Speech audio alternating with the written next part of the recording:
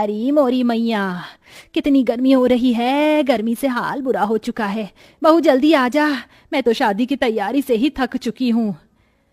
भगवान का शुक्र है कि ये शादी निपट गई। वो तो है माँ जी। ये कहकर रचना कलश के चावल गिराकर घर के अंदर आती है। अरे अंतरा, अब तो तेरी बहू आ गई है। अब तो तेरी बहू के हाथ से खाना खा पी कर जाएंगे। अरे जरा हम भी तो देखे बहू कितना अच्छा खाना बनाती है। क्यों कश्मीरा? अरे हाँ हाँ बहू, मुझे बहुत गर्मी लग रही है। मुझे क्या, सबको ही लग रही होगी। गर्मी जो इतनी पड़ रही है तो जा सबके लिए ठंडा ठंडा शरबत बना कर लिया। जी बुआ जी। और सुनो, तुम शहर में नहीं गांव में हो तो यहाँ पर तुम्हें घूंघट में रहना पड़ेगा। जी बुआ जी।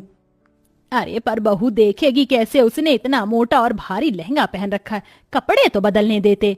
ओहो, जब तक बहू कपड़े बदल कर आएगी हम तो पसीने में तर हो जाएंगे। इससे पहले बहू तू कुछ शरबत लिया। जी लाई। अरे बहू, थोड़ा घूंघट और करो, हम तुम्हारे ससुर समान हैं, तुम्हारे ससुर के बड़े भाई। और हाँ, शरबत सत्तू या बर्फ डालकर लाना। जी ताऊ जी। माँ जी, रसोई कहाँ है? अरे बहू, तुझे रसोई ढूंढने में कोई परेशानी कैसे हो सकती है? वो देख, तेरा ससुराल एक कमरे का है, इस एक कमरे के कोने में हमारी रसोई। वो देख, जा जाकर शरबत बना दे, सभी मेहमान इंतजार कर रहे हैं। इसका मतलब हमारे सारे रिश्तेदार यहीं रहेंगे, इस एक कमरे के ससुराल में? और कहाँ जाएंगे बहू? यहाँ पूरे में बिस्तर बिछा देंगे, सब यहीं लेट जाएंगे। हे भगवान, इतनी गर्मी में सारे लोग एक ही कमरे में कैसे रहेंगे? ऊपर से रसोई भी यहीं है, सारी गर्मी इधर ही आ जाएगी। ऊपर से मुझे ना कपड़े चेंज करने दे रहे, ना घूंघट हटाने दे रहे। मैं तो ऐसी गर्मी में पागल हो जाऊंगी। ये कैसी जगह शादी हो गई है मेरी। इतना कहकर दिल पर पत्थर रखकर उस एक कोने की रसोई में रचना बड़ी मुश्किल से घूंघट में शरबत बनाती है और एक एक करके सभी मेहमानों को शरबत देती है। अरे बहू, इतना सा ही शरबत बनाया था क्या? अरे जरा अपने घर के लोगों को तो देखो, सारे मेहमान हैं। जाओ और शरबत बनाकर लेकर आओ। जी अभी लाई। अरे अंतरा मामी, भूख भी लग रही है, अपनी बहू से कह दो कि थोड़ा कुछ खाने पीने को भी ले आए, सारे मेहमान भूखे बैठे हैं। हाँ विनोद बेटा, मैं अभी खाना बनवा देती हूँ, या बहू खाना भी बना ले। मुझे इतनी गर्मी लग रही है, ऐसा लहंगा पहनकर मैं खाना कैसे बना पाऊंगी? और यहाँ तो कोई कमरा भी नहीं है जहाँ मैं चेंज कर पाऊं। इसीलिए तुझे मना कर रही हूँ, अभी सबको खाना दे दे, शांत होकर बैठ जाएंगे तो तू अपने बाकी के काम निपटा लेना। जी माँ जी। बड़ी मुश्किल से रचना खाना बनाने के लिए लहंगे में बैठ पाती है। पूरी सब्जी बनाते बनाते उसे पसीने आने लगते हैं। हे भगवान, मैं तो थक गई। पता नहीं कैसे लोग हैं जो इस एक कमरे के ससुराल को समझ रखा है। और नहीं, बहू इन्हें नौकरानी लग रही है। आते ही नहीं बहू से कोई काम करवाता है क्या? अरे बहू, मेरे भतीजे का भूख से हाल बेहाल हो रहा है, जरा जल्दी खाना बना। बस माँ जी, पूरी प्लेट में लगा रही हूँ। मुझे क्या रोबोट समझ रखा है? एक तो इतनी गर्मी लग रही है, पंखे की भी हवा नहीं आ रही इस कोने में। रचना प्लेट लगाकर सबको खाना देती है। खत्म हो जाने पर बैठने आती है कि लहंगे की वजह से उसका पैर फिसल जाता है और माधव उसे संभाल लेता है। रचना, तुम ठीक तो हो ना? आप तो रहने दीजिए, आपको मेरी कोई फिक्र नहीं है। अगर फिक्र होती तो पूछते कि इतने लंबे से घूंघट में, भारी से लहंगे में मैं कैसे बार बार सबको खाना परोस रही हूँ। ये मैं ही जानती हूँ। आपको क्या है, अपना सहरा शेरवानी उतार कर बैठ गए हैं 4 जनों में खी खी खी खी करने। अरे रचना, ऐसी कोई बात नहीं है, मैं माँ से बात करता हूँ। अरे बेटा, यहाँ बहू के साथ क्या कर रहा है? हमारे साथ भी आ जा, बैठ जा। और बहू, राजन विनोद की प्लेट खाली है, जाओ उन्हें सब्जी पूरी दे दे। जी जी अभी। और तुम तो छोड़ो मेरा हाथ। गुस्से में रचना अपने पति के पेट में एक कोहनी मारकर चली जाती है। आउच! क्या हुआ बेटा?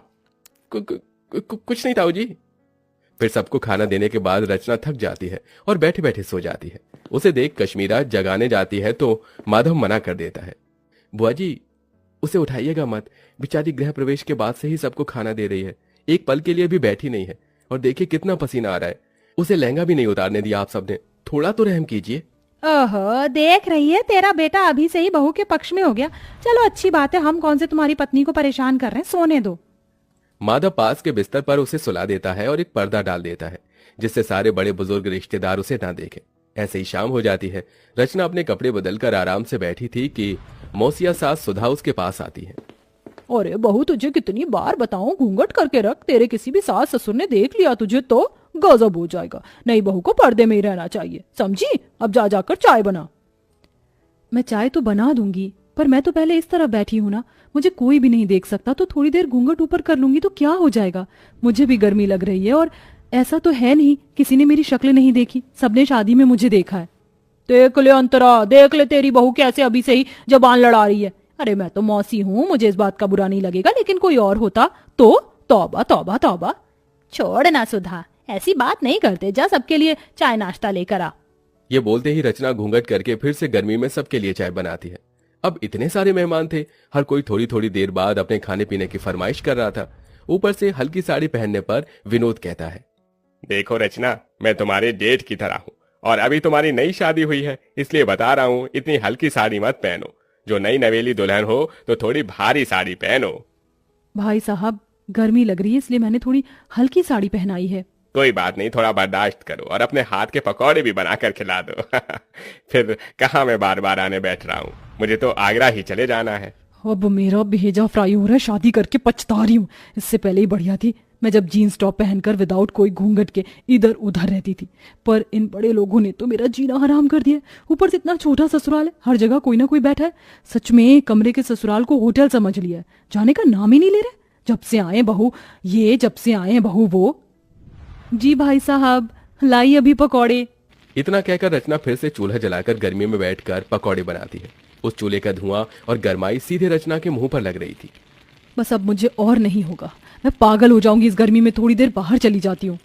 पकौड़े उतार कर वो थोड़ा बाहर जाकर हवा लेते हैं। भले ही बाहर गर्मी सही, लेकिन उतनी भभक तो नहीं है जितना अंदर एक कमरे में है। भगवान जाने कैसे आलसी जानवर की तरह सब एक साथ अंदर हैं। ये भी नहीं कि अपने घर चले जाएं। अरे सर, सुकून तो अपने घर पर ही होता है, लेकिन यहाँ के रिश्तेदार बड़े मक्खी की तरह हैं जो गुड़ से चिपक जाते। एक काम करती हूँ, फ्रिज के ठंडे पानी से मुंह धोकर अंदर चली जाती हूँ, वरना सब बोलेंगे। फिर रचना ठंडे पानी से मुंह धोकर फिर सबके काम करने लगती है। ऐसे ही 4 दिन से हफ्ता और हफ्ते से 2 हफ्ते हो जाते हैं, लेकिन मेहमान जाने का नाम नहीं लेते। उन्होंने नई बहू को गर्मी में बिल्कुल काम करवाकर परेशान कर दिया था।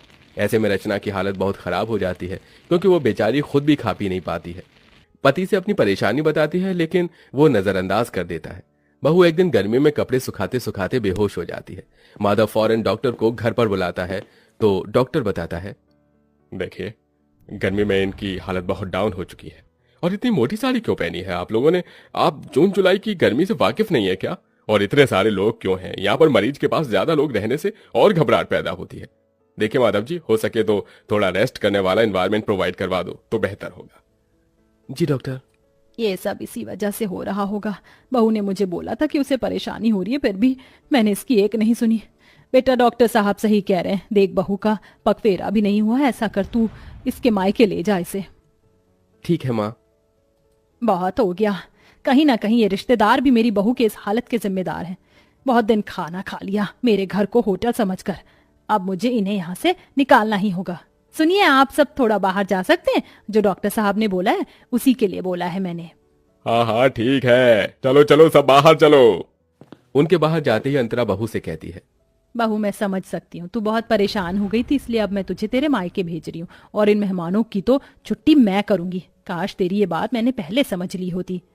कोई बात नहीं माँ जी, ये सब हो जाता है, आप अपना ख्याल रखना। हाँ हाँ। कुछ देर बाद माधव रचना को लेकर उसके मायके चला जाता है और फिर अंतरा शाम से लेकर अगले 4 दिन तक रोज फीका खाना बनाती है और बहाने लगाती है। तभी सुधा, कश्मीरा, मुकेश खाने को मना कर देते हैं। अरे नहीं नहीं बस जिज्जी, अब और नहीं चाहिए। अरे खा लो पेट भरकर, बहू के हाथ से भी तो कहते थे बार बार। पर तुम्हारे हाथ से नहीं खा सकते ना अंतरा। रचना बहुत ज्यादा अच्छा खाना बनाती थी इसलिए खाते थे, और वैसे भी अब हम सबको बहुत दिन हो गए हैं, अब हमें अपने घर को निकलना चाहिए। हाँ हाँ, अब हम सबको अपने घर जाना चाहिए, हम चलते हैं। इस तरह सारे मेहमान मजबूरन खुद ही अंतरा का बेकार खाना खाकर वहां से भाग जाते हैं और कुछ दिनों बाद ही नई बहू घर वापस आकर एसी में सास के साथ खुशी खुशी रहने लगती है।